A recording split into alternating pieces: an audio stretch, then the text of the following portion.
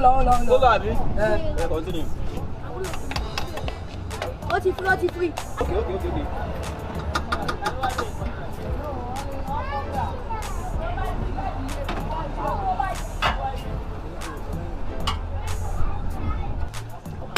Allow me to. Will you keep quiet?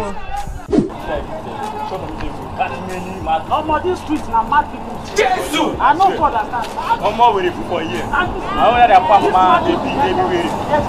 I'm close. They're just people where they are. The people say disease. Since when we don't keep mad people, I never call this guy street in my life.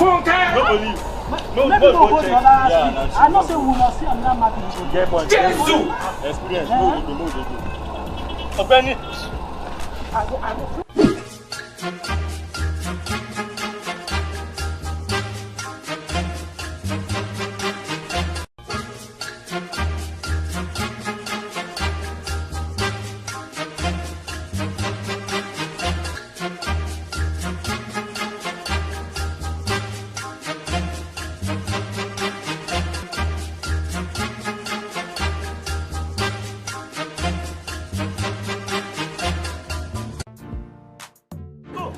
All this way, we go leave.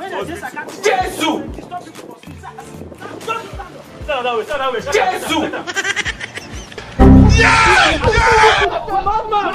Say why? You are a woman.